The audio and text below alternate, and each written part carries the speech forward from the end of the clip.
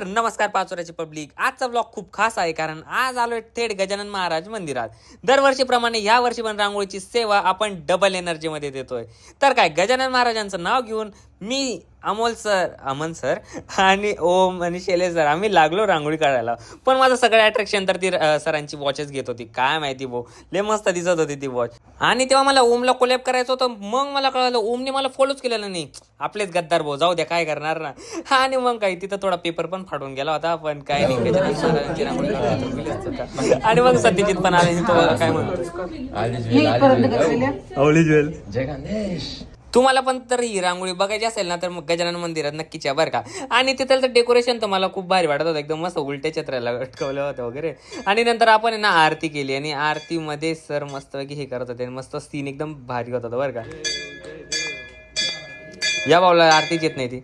आणि काय रांगोळी कंप्लीट झाली आणि कंप्लीट होतात मग मॅम म्हणायला लागले चला मी तुम्हाला माझ्या घरी घेऊन चालते. म्हटलं जाऊ मग आपण पण. आणि तिथे एक लहान मुलगी आली बरं का, ती क्यूट होती बरं का. मस्त आम्ही खेळत होतो. आणि मग रांगोळी पण कंप्लीट झाली आणि म्हटलं जरा फोटो वगैरे घेऊन घेऊ. पण आम्हाला बॉर्डर काढायला बघा ना किती मेहनत करायला लागते बघा. आणि मग नंतर रांगोळी झाली आणि फोटो वगैरे काढून मग लोक पण यायला लागले. लोक मस्त कॉम्प्लिमेंट देत होते की मस्त आली बो रांगोळी एकदम, गजानन महाराज तुम्हाला पावतील. म्हटले हेच तर आम्हाला पाहिजे. आणि मग आपण मॅमच्या घरी आलो कॉफी प्यायला आणि मस्तपैकी कॉफी पित होतो. पण मग मला तिथं एक गोष्ट दिसली, हे रेडिओ. भाई रेडिओ किती मस्त दिसतंय ना. आणि मग कॉफी पित होतो पण तेव्हा तुला कोणाचा तरी कॉल येत होता बरं का. तुम्हाला काय वाटतं कॉल कोणाचा आला असेल कमेंटमध्ये नक्कीच सांगा आणि माझ्या चॅनलला फॉलो करायला विसरू नका. चला बाय, भेटूया पुढच्या ब्लॉगमध्ये.